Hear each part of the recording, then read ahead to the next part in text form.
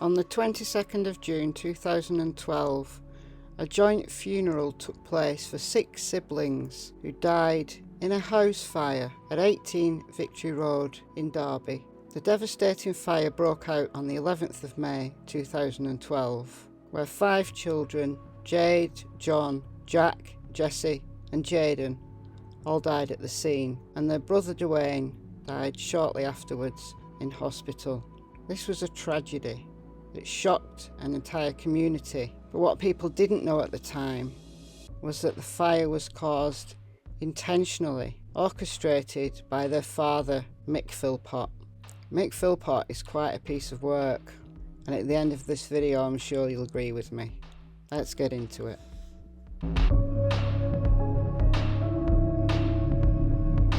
Mick Philpott was born in 1956.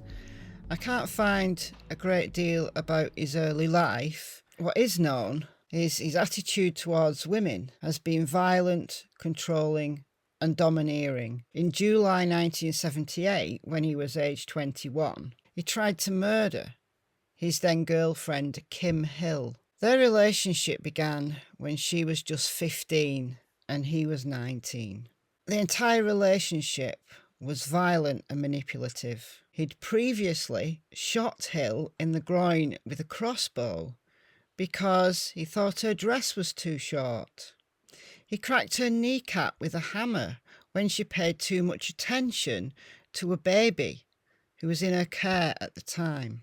The night that Philpott attempted to kill Kim, it was because she sent him a letter wanting to end their relationship. This resulted in Philpott stabbing her over a dozen times as she was lying in bed. He also stabbed Kim's mother when she came to her daughter's aid. Kim almost died. She suffered from collapsed lungs, a punctured bladder, kidneys and liver. In December 1978, he was convicted of attempted murder and grievous bodily harm with intent, attempted murder against Kim and grievous bodily harm against Kim's mother. He was sentenced to 7 years in prison, but he was released after only 3 years and 2 months. Once released from prison, Philpott's reign of terror against the women in his life continued. He married someone called Pamela Lomax in 1986. And he had 3 children with her, 2 sons and a daughter. He was controlling, manipulative and violent. She prayed that he'd move on to someone else, and indeed he did. He met a girl called Heather Keogh, who was then aged only 14. Philpott was 37 at the time. On her 16th birthday, Heather ran away and she went to live with Philpott. She gave birth to 2 children, both boys, but he beat her because he wanted a daughter. Heather claimed that Philpott taught his older sons to be violent towards her. Great fathering there. In the year 2000, Mick Philpott met Mairead Duffy, who was 19. She was a single mother to Dwayne. Mairead moved into Philpott's house and the couple married in May 2003. This is where Mick Philpott's polyamorous relationship began. You see, whilst he was dating Mairead, in 2001, Mick met Lisa Willis. It was an infamous meeting. She was only 16 at the time. She herself was a single mother, and she became his mistress. But there was nothing secretive about this affair. Philpott invited Willis to move into his house with Mairead. When him and Mairead married, Lisa Willis was a bridesmaid.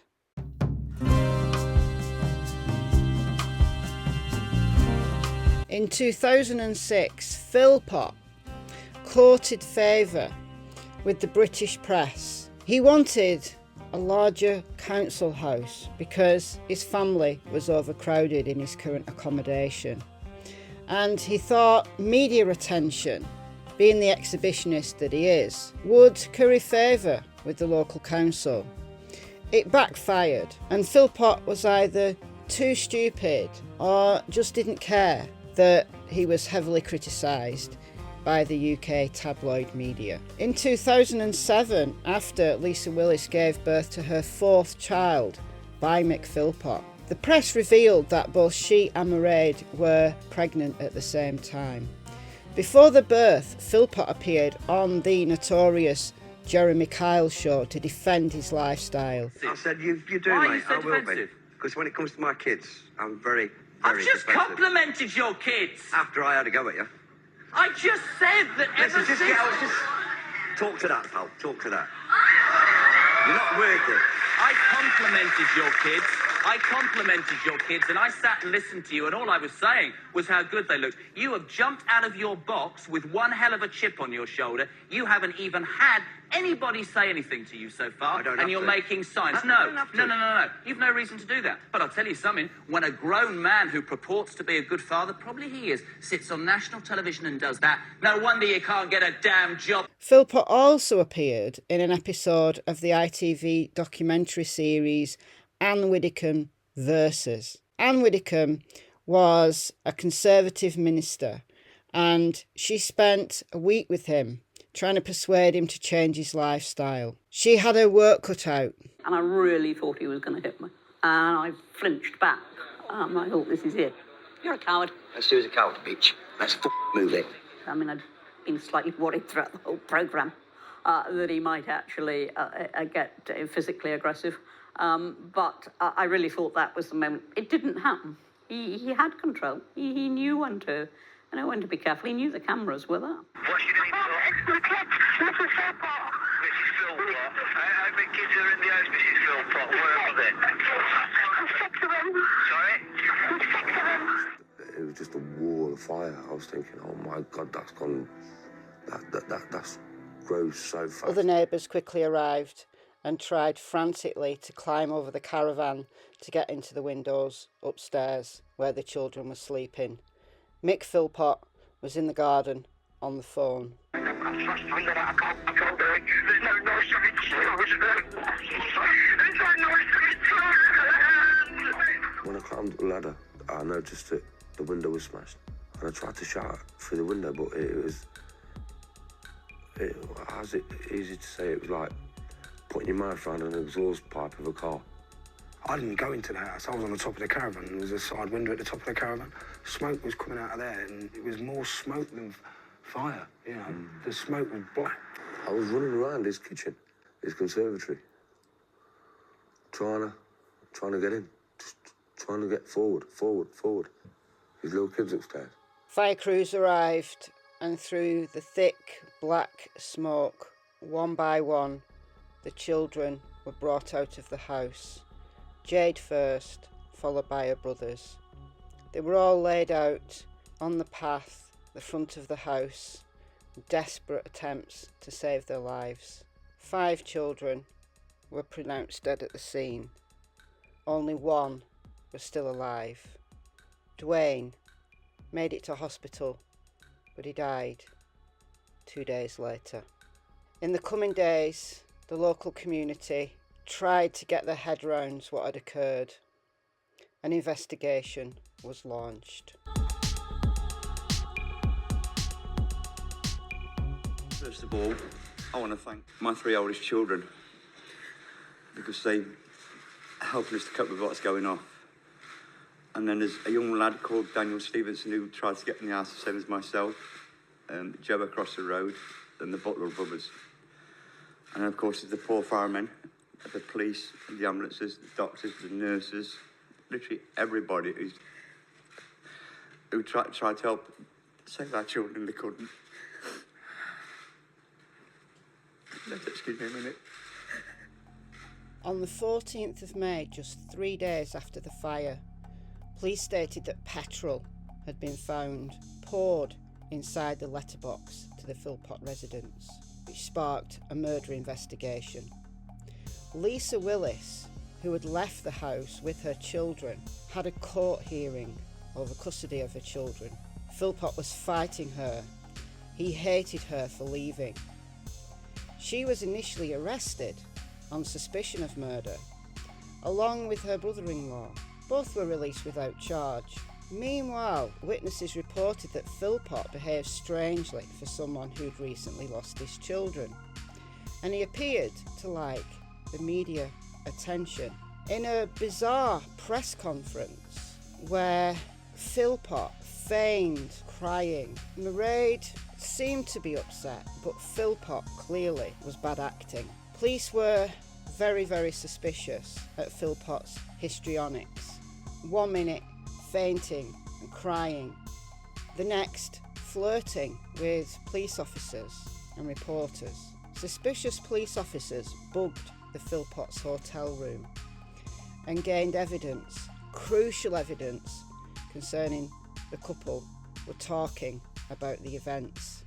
This also included the involvement of friend Paul Mosley. Paul Mosley was more than just a friend. He would have sex with Mairead on Philpott's wishes, and they were even overheard engaging in sexual acts in the hotel room as their children lay in the mortuary, cold and dead.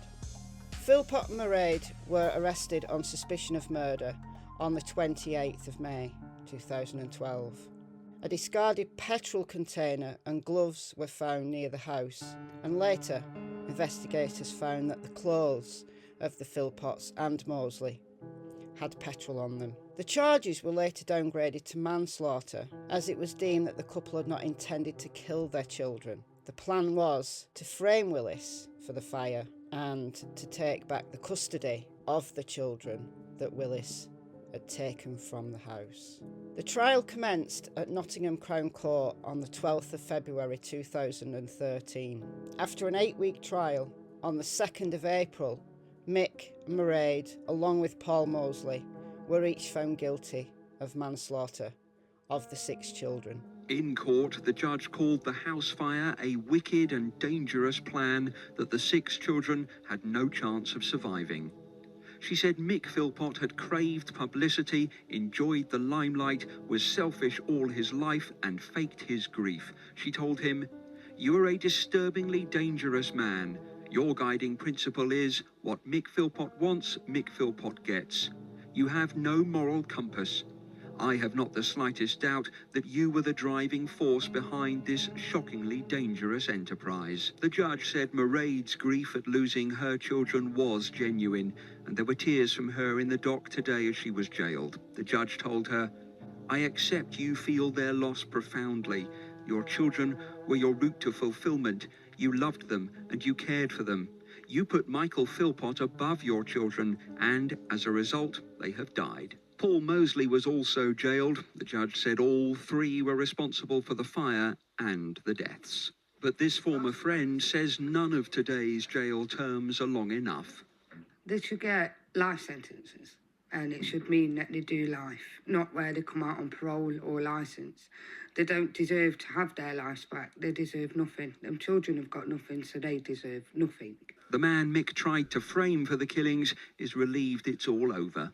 I know my innocence has been proved. You know, I've got nothing to worry about. I can go to bed tonight and go sleep quite easily. He's got to live with this for the rest of his life. I'm pleased justice has been achieved for the 6 children who died in this fire, but I have to say that I derive no pleasure from the conviction of Mick and Mairead Philpott and Paul Mosley. This has been a shocking case for everyone involved.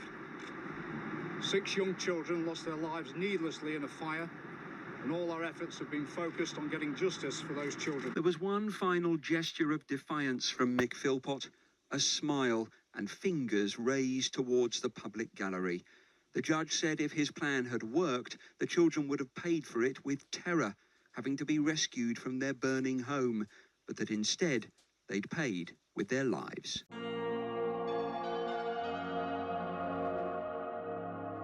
Mick Philpott is currently serving his sentence, which is a minimum of 15 years for manslaughter, in HMP Wakefield. Mairead and Mosley were each sentenced to 17 years, of which they will serve at least half before any release on licence. An appeal by Mairead against the length of her sentence, not the verdict, was heard, and this was mainly on the grounds that Mairead was under the control of her husband and could not exercise a free choice in her conduct. Mairead was released on licence in 2020 after serving half of her sentence. Mick Philpott is still in prison. Frankly, may you rot in there. I'll give the last word to one of Philpott's surviving 12 children.